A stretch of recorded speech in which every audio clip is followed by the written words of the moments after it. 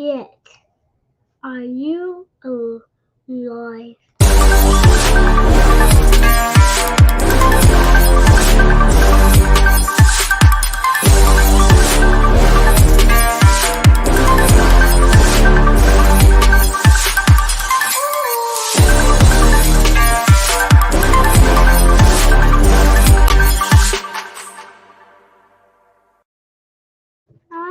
Tweet Talk Podcast, Charles Oaksby, Todd Billy, and Nolan. My new co-host, my son. David Nolan! We're doing it all for the kids, man. My new podcast, Nolan. My name is Nolan. This is Nolan. How was your day, Nolan? It was good at school. It was good at school. And you did some homework, got some In-N-Out. In-N-Out burger! And now we're just chilling. Daddy's calling In-N-Out burger! So we got to get this content off, man. Tweet Talk Podcast. I got a new co-host, Nolan, Billy. My name is Nolan Ogilvy. Okay. Yeah, we're actually just going to talk about the tweets. Usually Raphael will be reading off the tweets, but I was like, why can't I just read the tweets? We still got this content we got to get off. So, yeah, you saw the intro. It's been a long time. We are constantly getting back into the content creation grind. Billy Leave that alone, please. And the reason being is that Billy in the these jobs, they don't do enough, y'all. You got to build your own. You have to build your own. And it took being back in the job for a little bit for me to realize that. But hey, Todd, Billy in the hell. You really got to build your own. A lot of things that you want in life, a lot of obligations that you have, a lot of responsibilities that you have can only be taken care of if you create and build your own brand. So, yeah, can't take the foot off the pedal. I got some tweets I'm gonna discuss. Maybe some things to come across here that will inspire some conversation amongst everybody. Wow. I like YouTube on TV. YouTube on TV. I want to see if that's the best way to share these. I'll see about just sharing the screen. See how that works. So, are we gonna go on Googly? Don't. YouTube.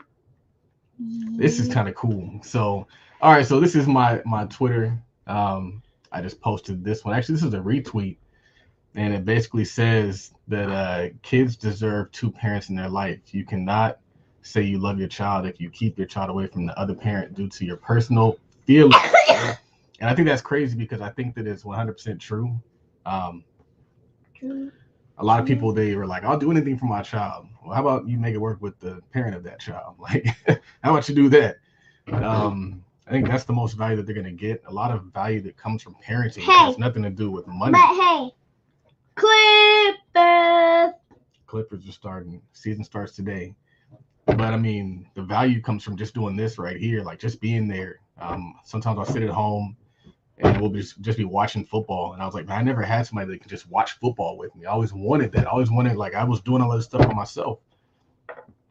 Somebody who can help you out with homework, help you out with all that stuff. And it's not easy. It's not easy being a parent. We see, just like with that one situation with, I think Hallie, I forget her last name. Billy in the hell. Chloe and Hallie. How they had the kid and the relationship fell apart. That's a lot of times what happens is people have the kid. Kamala Harris. And then the relationship falls apart because that's when it gets real. I actually had a tweet recently where I was talking about how you don't really realize the relationship. Like the relationship does not get real until the relationship doesn't get real until there's kids involved. Why? Because kids bring a different energy, different responsibility, different level of patience required. It requires a lot of patience to be a parent. Can I tell you something? Yes. Kamala Harris. I'm telling you twins. Oh, we're not voting for Kamala Harris. You know that. What does that mean? Anyway. So, yeah, the relationship does not get real until that kid comes. Dun, dun, dun. I think it's just really important. Something I've been standing on for a while, something I've just been unashamed about, is just letting people know where I stand on this whole concept of Bunk, bunk. You gotta make it with your wife is your baby mama. Your husband is your baby daddy. A lot of people they chose that person. You chose to do something very intimate with that person, and now you hate them. Now you can't stand their guts. That's crazy. That's crazy. Not only is it crazy, it's unfair to your kids. To your kids. Your kids deserve to grow up in a family where there's both people in the household. We're talking. So, are you gonna go downstairs with your mom? Come on, let's go. As soon as I sat on the computer, he was like, "All right."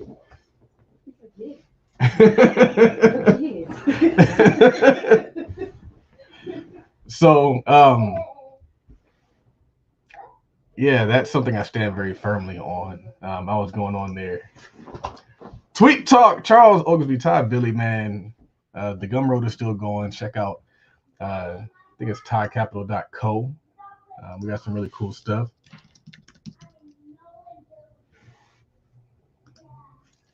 This tweet says, people who don't take pictures and videos in the moment are really taking that time for granted. I was scrolling through my Instagram, or I have this like feature on my iPhone now where it shows, it just shows like videos and pictures of things that I've done in the past. And it was interesting because I was like, this was kind of a cool experience that you might not ever get again. And I was going through and I was looking like older pictures from like Jamaica and all these different other places I've been to. And I was like, you probably never ever get these experiences again. So it would be smart to kind of take advantage of that, I would think. See what this looks like. Man, it's hot. Ugh.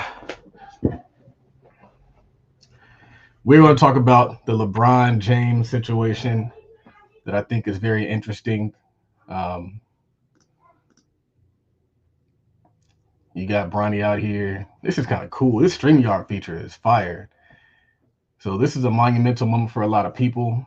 I thought what was really interesting was he only played for 3 minutes, but I work in downtown LA. So as I was leaving the office, it was just unusually packed for a Lakers game for some reason. The Clippers don't play until tonight. Our opening season is tonight. And so I was thinking everybody starts on Wednesday. But that wasn't the case. There was a lot of people pulling up for the Laker game in downtown LA. And I was like, that's interesting. And then I started to think, I was like, oh, LeBron, Bronny played together tonight. So it was a historical moment. A lot of people who were there. There's a lot of historical moments that happened at Staples Center /crypto.com arena. And this was one of them. But I didn't expect it to be a lot of hate. A lot of people are saying he doesn't deserve to be there. This guy said, I really wanted to appreciate this historic moment, but when something isn't earned and is forced, I just can't respect it. And I thought that was interesting because everybody in coach has been doing this for a long time. In the legal profession, what's interesting is you start to see like a lot of people were just kind of thrust there. A lot of people, their parents took care of this, took care of that, let them stay at home. They had friends and family who were lawyers, and they literally just like got floated into this profession. And so then once they get into the profession, they're kind of weak. You run up against a lot of people that are kind of weak. And it's kind of like the same thing that's true, but I think the best thing you can do is still put your kids in that position to be at that point. And that's what LeBron has done. I think that's what Michael Jordan could have done, but he's a different kind of guy. And now you see his son out here sniffing cocaine with Larsa Pippen. So it's like, I think you got to put your kids in position for success because it's like, what's the alternative? The alternative is a lot of different things. If he didn't go and he wasn't playing for the Lakers, he could have been a lot of different things. And a lot of those things might not have been that lucrative. A lot of those things might have been terrible. And so it's like a lot of people, they'll get upset when you're like pushing your child to a certain path, but at least that certain path is a guaranteed path of success. So you push your child towards being a lawyer. At least he didn't turn out to try to be a rapper. At least he's not out there trying to sell drugs. At least he's not out there trying to do whatever he could be doing. And so I think that that's the alternative. And that's what a lot of successful coaches know. So it's like you get to that point, and I was looking, I was like, this dude is living with his dad. He just pulled out of the house in a Lamborghini truck. He's super fitted, has probably a ton of sponsors, and he's getting the NBA contract. So it's like, worst case scenario, all he did for his son was get him an NBA contract. Like, that in itself is successful. Like, oh yeah, I just helped my son go from having no income and relying on me to having a multi-million-dollar contract. So at least now he's financially independent for the rest of his life. He doesn't have to rely on me. And so I think that thought is very interesting because, like, that's what other cultures do. They're going to put you in business. They're going to put you in a profession. They're going to put you into all these different places. And they don't care if you're necessarily the best of the best. I think being the best and being exceptional is for people who don't have nothing. So, like, if you're coming from zero to nothing, you have to be exceptional. If you're going from something to something, you just got to exist. They have these monarchies, and you have the kings and the queens in Europe and all that. Those people are not exceptional. They're just born into the right family. And so it's like, you need to make sure that you're the right family first off, and then you got to make sure that you put your kids in position to win so they don't necessarily have to be exception, because that exception is so rare. LeBron James was able to put his son, LeBron James was exceptional, and he was able to use his exceptionalism to help his son get into a position where you have to be exceptional. That's the thought. And I think this is also important because you see with Deion Sanders and his son. If Deion Sanders would have just left his son up to, I have a feeling.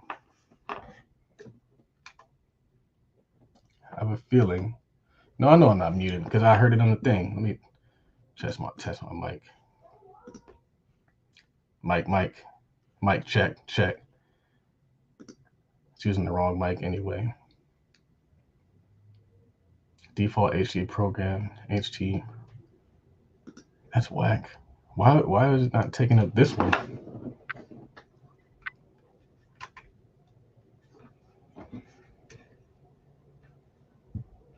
Check. Default HD Pro webcam. Man, I was going, and I don't think my audio was right. I had a good point, and I don't think my audio was what I wanted to be. We're going to keep the same audio anyway. But my point is that Deion Sanders made a way for his kids as well. That's your responsibility as a dad, is to make a way for your kids so that they don't have to be exceptional in order to have things that the exceptional people can get. That is fatherhood. Deion, his first son, he just kind of put him out there and let him go to college. And what happened is he didn't do all that great. That was Deion Sanders Jr. He had multiple other kids, Shedeur being one of them. And what he did is he was like, you know what, I'm going to be the coach. He coached him through high school, he coached him to college, and he coached him to the new college. And he's been able to put him in position to win and start and play the position that he's supposed to be playing, instead of just throwing your kid to the whim of society and letting them determine what they have for you. And if you leave your future up to other people, you'll find out they don't have much planned for you. So I think that what LeBron James is doing is great. I think that it's great to see it with Shedeur Sanders and Deion Sanders. And there's another example of it that I'm not sure of, but those are the two most important things. But the real gem is that your dad is supposed to be that person for you, because he's already worked through life. He's already established those connections. He's already made that name for himself.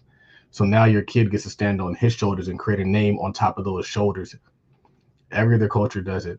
If you're not doing it that way, you're hustling backwards, very, very backwards. If you're just leaving your kid out there to fend for himself and create his own connections and create his own lane and have to build off his own platform, is whack. Because if you look at it, Deion and LeBron are both very, very, very wealthy, but they put their kids in position to have their own wealth. Whereas Shedeur is one of the highest paid NIL players. Bronny, I presume, is up there as well in terms of NIL, but also just getting that pro contract, and soon Shedeur have a pro contract. So it's like, if you're really smart, you would use your resources and your brand and your ability and empower your children so that they can have a life at that level as well, without having to go struggle, without having to fend for themselves or fight for themselves. It's this interesting dynamic where you pair the two together. You pair the father's accomplishments with the child's enthusiasm and effort, and then the child is able to create something for themselves. A lot of people, they lack the other piece. They have the enthusiasm, they have the youthfulness, but they don't have the person that's helping them get there. They're having to start from scratch, which means they might get a fraction of all of that. Let's see what else we got around here. Oh man, pop the balloon or find love. That's funny. Why not? Her legs. Turn into a reaction content creator. Hold on, this isn't the one I'm gonna react to. This is the one I'm gonna react to. This is we're gonna react to this one. Hello, kids. Any questions? I do. So how do you feel about kids? Hello, kids. I have one myself. My son Elijah, he's 6 years old. That's my boy. As far as dating somebody with kids, I do have limitations with that. I do have a limit in terms of like multiple children. It's not something that I have the capacity for, and children, like really young children, like under the age of like 4. Okay. I have twins. They're 9. So I don't know how you feel about that. I know kids are a touchy subject. They're great. They're part of me. So I don't know how you feel. Yeah, I'm sure they are. But yeah, multiple children, that's outside of my capacity for me. Thank you. Any questions? So the interesting part about this clip is, first off, he has kids and he's dismissing somebody who has kids. And his distinction is we have multiple kids. And I thought that was interesting. But what's also interesting is you have somebody who comes out here, doesn't get any pops.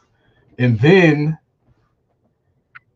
after he rejects somebody for having multiple kids, he gets rejected because he literally is recently divorced. And so his kid is 6 and he just got recently divorced. And so he rejected somebody and then she rejected him. This is indicative of what a lot of y'all are going through, which I think is amusing because everybody's looking to cut somebody out and ultimately you end up with nobody. And so it's like you cut somebody, they're cutting you. And you have somebody that's extremely qualified. There's another brother on here who was extremely qualified. They're like a doctorate in nursing. All the girls popped on him. One of the things was, oh, he's not 6 feet tall. So it's just interesting to kind of witness. This is why I like this show, because I think it puts a lot of this stuff on display. And you can see why everybody out there complaining, talking about they ain't got no options, because they be cutting off options. As you get older, you got to be, first, less picky, but you also have to be willing to entertain somebody that has something, whether it's a divorce, whether it's 2 kids, 1 kid, but everybody's like, I want to date in my mid-30s like I'm 22. And then they're just like disappointed. Like, you're going to continue to be disappointed. It's kind of unrealistic. Be interested to see how this kind of comes out. I did want to get something out. We're going to get this uploaded, get the audio uploaded. We'll keep rocking out. We're going to do some more of these reaction videos because this is kind of where the platform is going these days, just reaction videos. Tweet Talk, real brief tweet talk. We out.